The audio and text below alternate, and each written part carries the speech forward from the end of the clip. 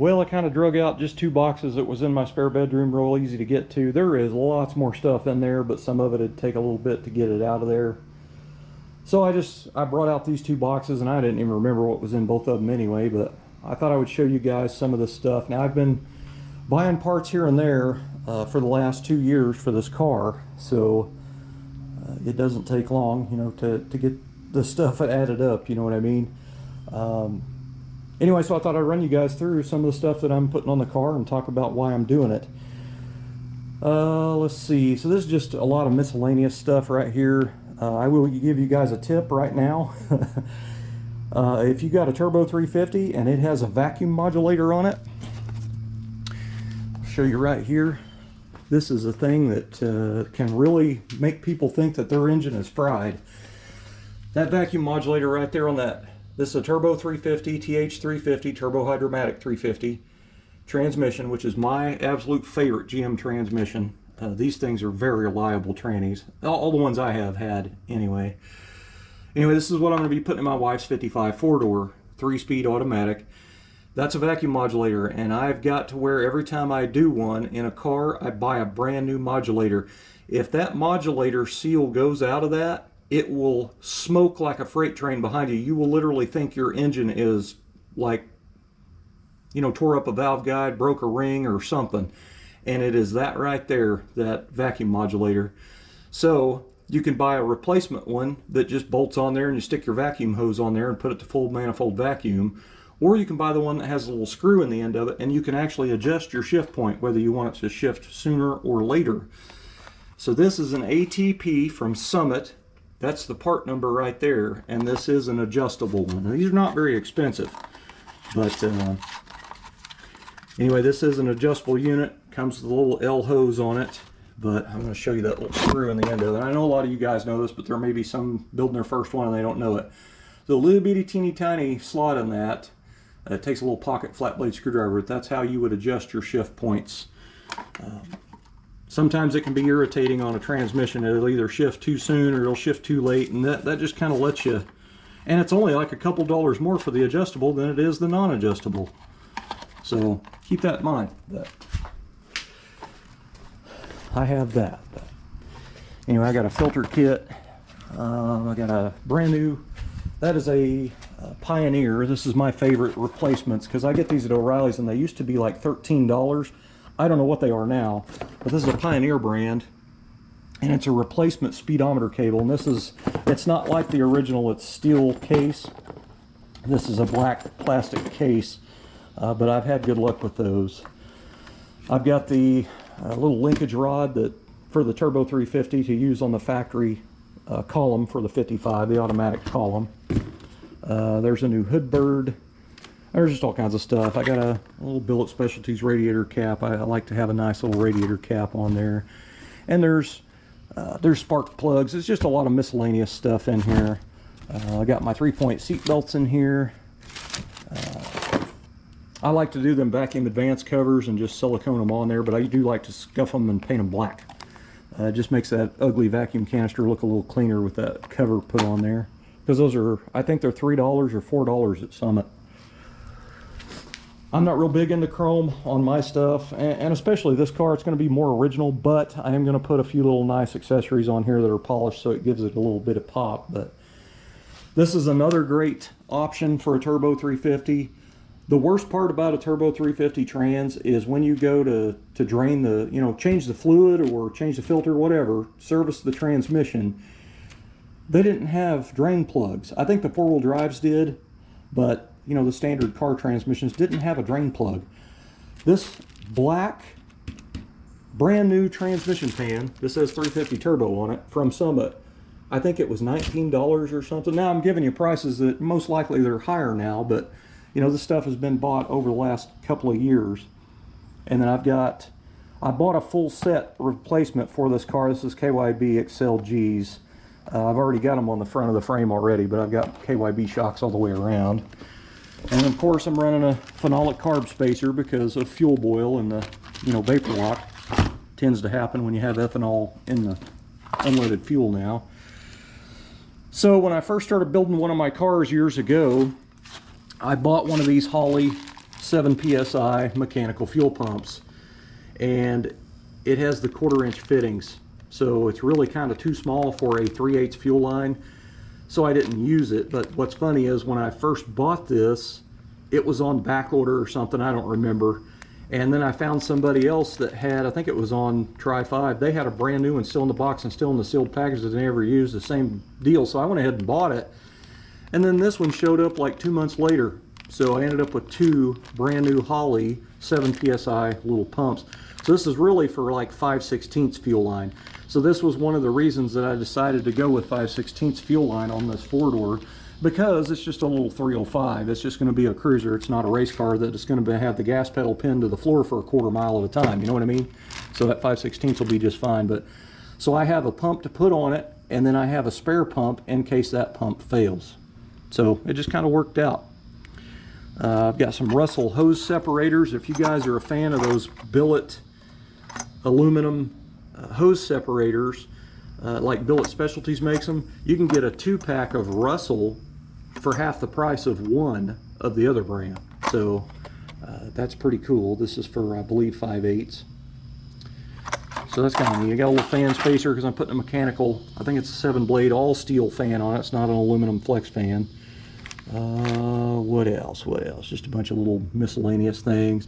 So I talked in one of my videos about building a lower panel on the bottom of the dash, and I'm going to put the triple gauge set in the middle of that, and then on each side of the gauges I'm going to put one of these. These are the Vintage Air vents. So I've got a Vintage Air kit for the car, but instead of running the square center vent panel, I'm going to use 2 round vents that match the ones on the end of the dash. I'll have 4 matching round vents. So I got a pair of these. They're in that box. And then this is something I really needed to do. This is a Centric wheel spacer, meaning it you know, Centric, so it's safer than a standard old wheel spacer. Now I've got a G-body rear end in my wife's 55. It's 58 inches wide, so original is 60, so I'm an inch short on each side. So I had some 1-inch spacers with studs on them, but they weren't Centric. They didn't have this part here on it. This is what makes it a little bit safer. It's notched in the back so it fits on your axle flange, instead of just putting a sloppy, floppy, you know, spacer with a big hole in the middle of it, which is what I had originally I was going to use on the car. But I've run spacers for years, but anyway, this is my first Centric one, and I just did it because of this, a little bit safer than what I've always done with the old school cheap ones. And then I ended up getting a Summit. This is a double roller timing chain. I had the single roller, you know, like a stock replacement, and that's what I was going to put in her 305, which I haven't put the timing chain cover on yet, so I'm going to go ahead and replace it with a double roller. The reason is, when I tore my square body down to rebuild the engine, it had a funny sound in the front of it, and I couldn't find it, and that was a new engine, fairly new. My father-in-law had it rebuilt at one point. And when I took it apart, that timing chain, that single, had stretched out so bad the chain was hitting the timing cover, and it had it all gouged out pretty bad. So I decided to take off the single and put the double on there just to keep that from happening. So I've got a 12 SI alternator here, and I'd put a kit in it and everything, and I'd painted it black, and that's what I was going to put on there. But now I've decided I'm going to go ahead and take this all back apart, and I'm going to sand and polish the case to a high polished finish to aluminum, and then I'll put a sealer on it so it doesn't fade out too bad. The reason is the sand and AC compressor that I got is polished, so it needs to be polished up better, but I'll make it look a lot better. But I want them to match now. Instead of having a black alternator and a polished AC compressor, I want them to match, so I'm going to polish that case and use that. Now this is an Allen Grove knockoff AC bracket.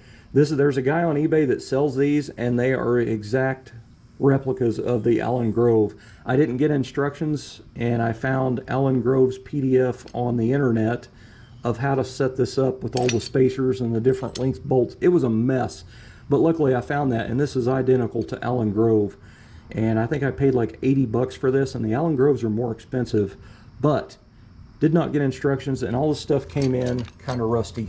It's not bad, it'll clean up, but it's just kind of irritating to get something in that's brand new. You pay that much money and it's rusty. But I don't like this bracket. It's just, I don't like steel, flat, plain looking crap like that.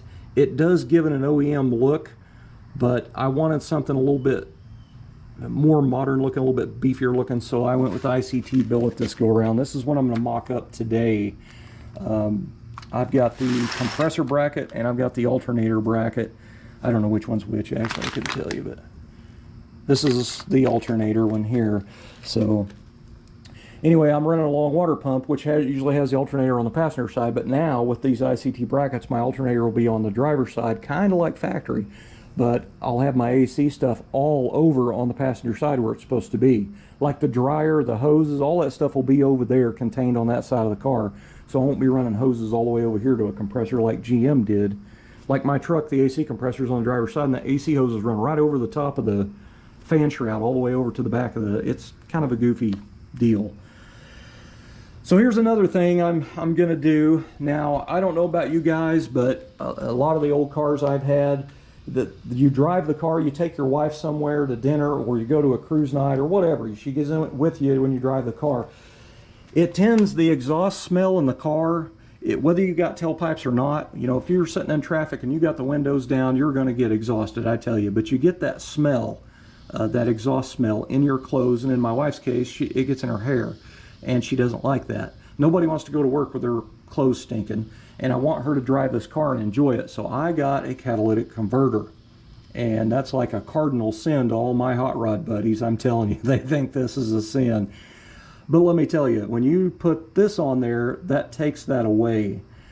So I want this car quiet where it sounds like a sewing machine. I don't want a loud rumbling exhaust. I want her to be able to talk on her hands-free, set up through a radio on her cell phone without, you know, saying what or huh, you know, going on, or have to slow down.